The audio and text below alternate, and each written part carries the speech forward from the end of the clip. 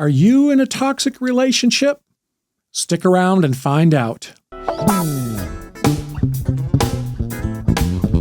Hi, folks. This is Dr. Todd Bernson, and welcome to the Dr. Todd Podcast. This is episode 2 of my new podcast. And in this episode, I want to talk about the whole idea of toxic relationships and what exactly they are and what makes them toxic. How to tell if you're in like a great relationship, one that's struggling a bit, or whether one that's actually toxic. And if it is, what are you going to do about it?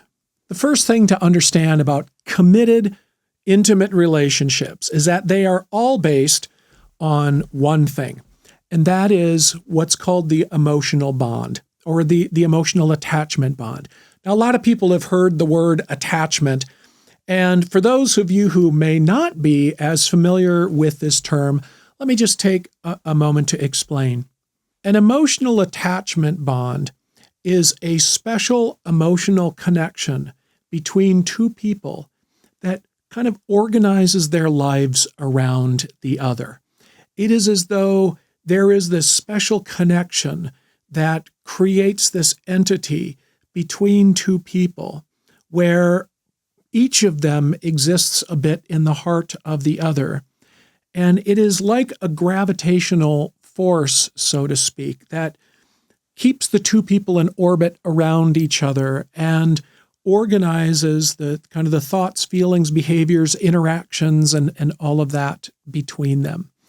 And when those emotional attachment bonds are good and are solid, people feel very calm, they feel comforted when the other partner's around, they feel happy, they feel a sense of fulfillment, they feel just all of that stuff that we oftentimes attribute to, the promises and wedding vows about suddenly we become one and all of that kind of stuff. And in a sense, that really does happen when that bond forms and is healthy. When there is some strain or when there is some disruption of that attachment bond, then one or the other of the partners, and oftentimes both, will start to experience some distress. And the way that plays out in a lot of relationships, and most, in fact, is that one partner will tend to become very anxious about any perceived separation or disconnection and try to pursue re-engagement with the other. And the other partner will oftentimes go into an emotional shutdown. Now, in heterosexual couples where you have a man and a woman, you tend to see the guy go into emotional shutdown or just emotionally numbing out, and the woman becoming very anxious, and oftentimes in an effort to get their partner to re-engage can become very, very critical and oftentimes say very mean things. And you'd be like, why are you saying mean things if you want to reconnect? And that is because in an effort to get the other partner to feel like they're present when they are shut down, oftentimes words that are very evocative, like, you never care about anybody, right? Words that are very evocative, if they make the man react, then at least it feels like they're present, even though it ends up in conflict. That may not make a whole lot of sense right now, but in future episodes, we're going to talk a lot more about the nature of conflict in committed relationships and why that happens and what kind of language to use in order to de-escalate and avoid conflict. When it comes to relationships that are either what we would call functional or struggling or toxic, it all comes down to that attachment bond. It's like, can we form that attachment bond, and can we maintain that attachment bond? And in a functional relationship, there are really kind of 5 things that are present that help that emotional attachment bond stay robust and healthy. And one is that there is a sense of mutuality, meaning that there are times when I can be the caregiver for you, and you can be the caregiver for me. And there's this kind of flexibility and mutuality in the ability to be the caretaker or the one being taken care of. So there are going to be some times when, like a wife comes home from work and has had a really, really tough day. And the husband in a healthy, functional relationship will be able to be there and respond in a way that's supportive, kind of helps her de-escalate, helps her remain calm, and or ground out and just shows some presence and ability to be there in an empathetic and supportive way. And the opposite could be true the next day, where the husband comes home and has had a really tough day at work, or something happened over the weekend that was very distressing, or there was something that happened in the family that was really distressing. And in that instance, the wife would be able to be responsive and supportive and present and empathetic and allow the space for the husband to feel supported and all of that. That mutuality oftentimes is not as present in couples who are struggling.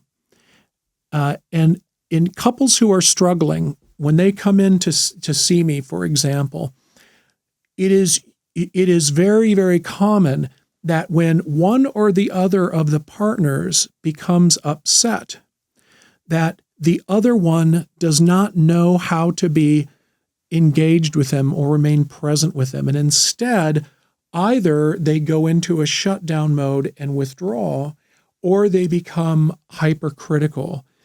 And instead of being able to be just present with each other, they all of a sudden, and collaborative, they all of a sudden go into this place where they are in an adversarial place. And then it feels like, man, whenever something is going wrong, or whenever some kind of distressing thing comes up, we can't seem to stay in a good place with each other. We can't seem to stay present. We can't seem to navigate through this very effectively together. And instead, we tend to disconnect when what we are really trying to do is to connect.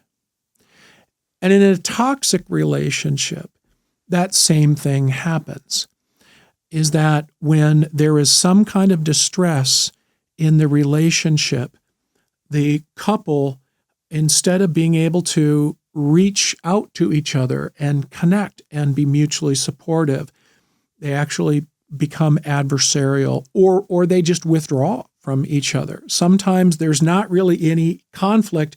People just go to their own corners. There's no conversation, no ability to be present with the other. And so things are just not talked about. So in functional relationships, that ability to remain collaborative and mutually supportive during times of distress is a fundamental property of those kind of relationships.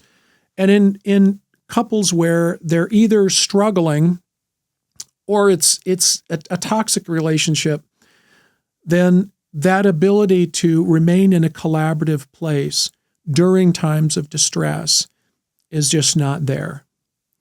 Now, another thing that is a feature of a healthy relationship is that the communication skills that people engage in are effective in helping them maintain a sense of togetherness, or if things are not going well, or you misspeak, or somebody says something that seems offensive, that there's the ability to kind of navigate back around again and take some accountability and use words in a way dismissive, that aren't critical or judgmental or shaming or things like that.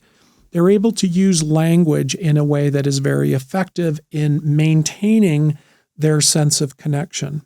That communication piece is really important because communication is such a fundamental element of being able to establish and maintain that emotional bond, that attachment bond between two people, that if you don't have effective communication skills, then the ability to maintain that during times of distress becomes very, very difficult. And so when I am working with clients, when I work with couples, one of the first things that we do is we just install a new pattern of communication. In fact, I am oftentimes as specific as like, okay, I'm gonna start having you do this communication exercise, and these are the only words that you can say to each other. Or I give them a phrase. I'm like, you can say this, and then you can say this, nothing else. And they look at me like I'm nuts. And it's like, well, here's the thing. We have to start creating a new pattern of interacting. And I know it's simple to just start with a phrase and then you respond with a phrase, but we need to start somewhere so that we break out of the pattern of communication that was keeping you guys stuck in a state of conflict. Another component that differentiates the functional couple from the struggling couple, from the toxic couple, is the ability to repair. And what I mean by this is that if a couple has an argument or they have a fight about something, and both of them kind of go into their separate rooms or whatever and are like, I don't ever want to talk to you again or whatever. What happens after makes all the difference. Couples who are what I would consider functional may have arguments. They may have fights. People have different ideas about things, and they may get triggered by different stuff and all of that, and that's fine. But can they repair afterwards? Can they both come together and say, you know what, that was really unfair of me to say that, or I don't know why I reacted so strongly when, you said that your mother-in-law was, or your mother was coming for Thanksgiving or whatever. The ability to reconnect and repair and just say, you know what could we do different next time? How could we avoid that conflict? And I just want you to know that just because things got heated a minute ago, it doesn't mean that I don't love you. It doesn't mean that I think that our relationship is bad. And I hope that we can figure this out so we don't kind of get into that place again.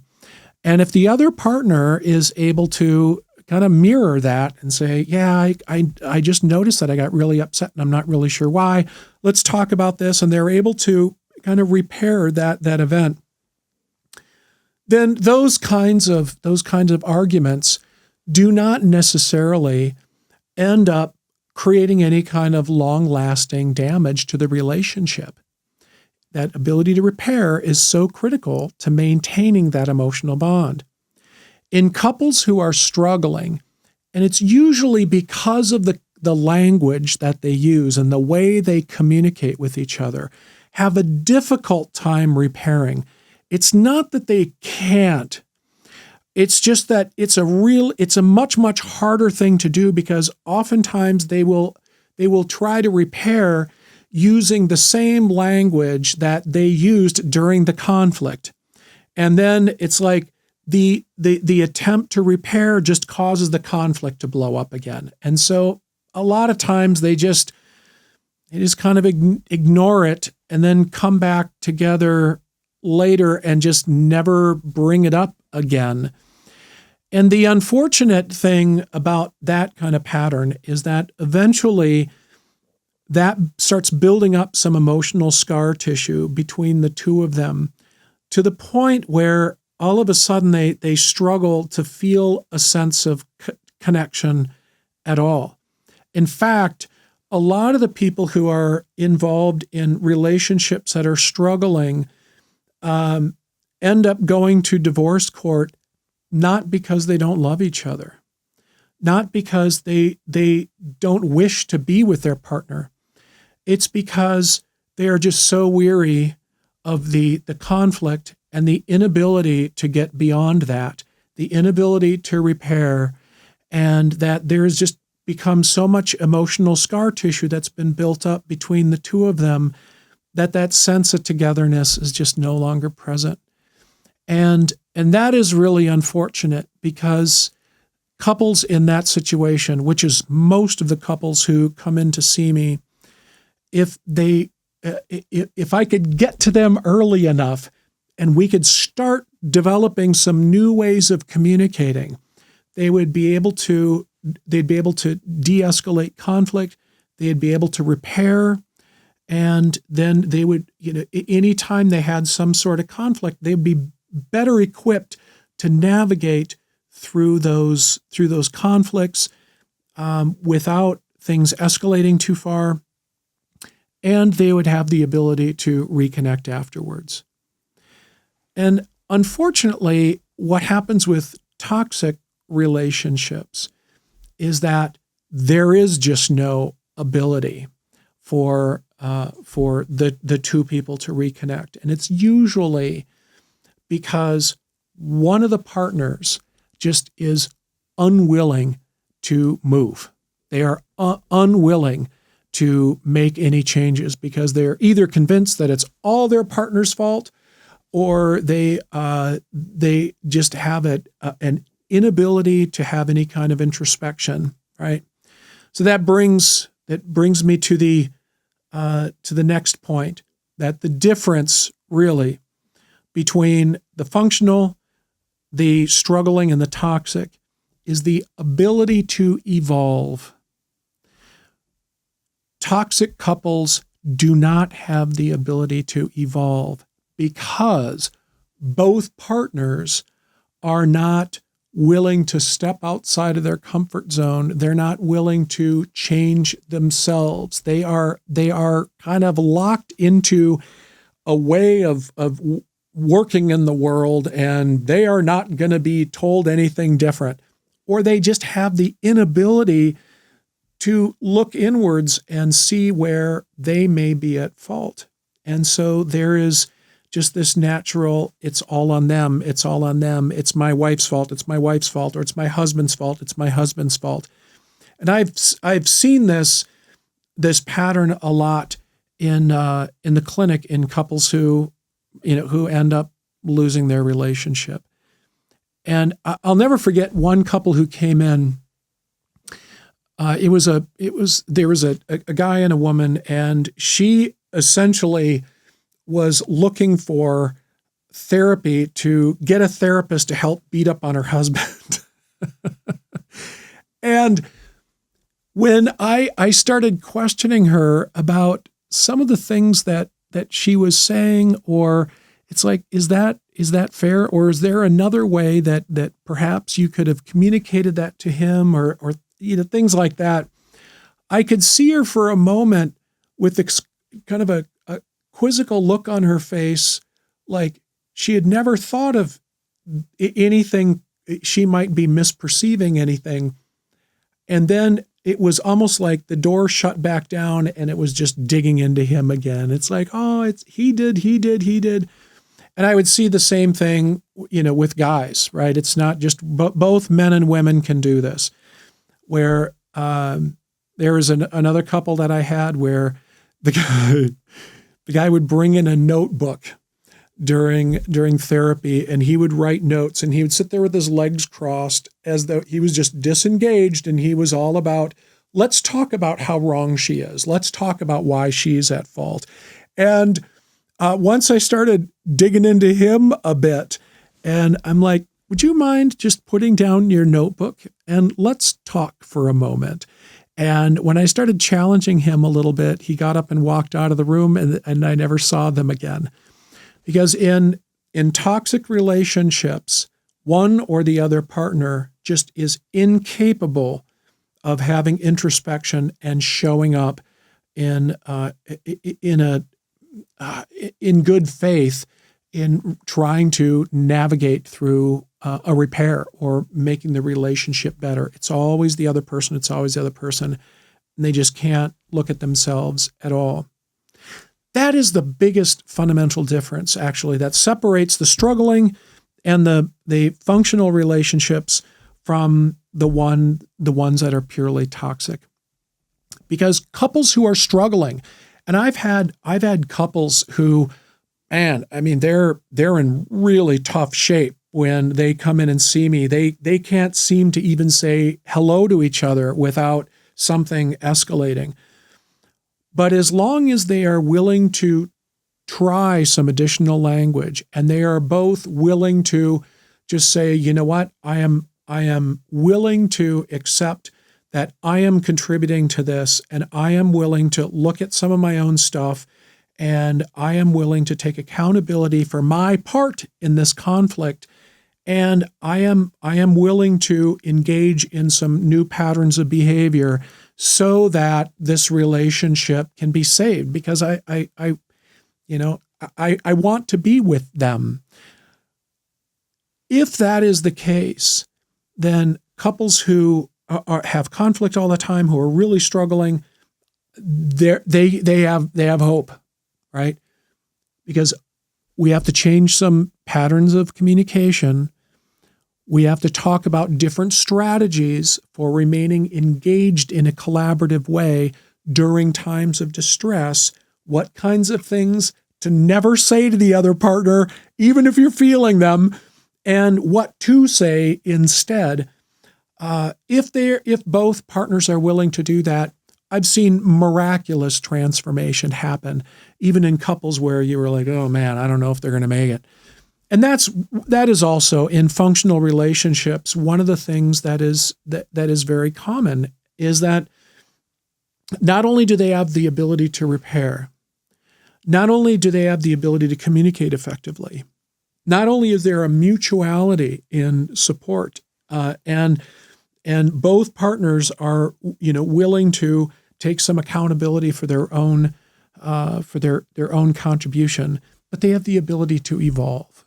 Right? And it's that ability to evolve that really differentiates the couples, whether they are functional and happy and super great in all ways, or a couple who is struggling, who care about each other, who want the relationship to work, are really frustrated and just feel a sense of hopelessness.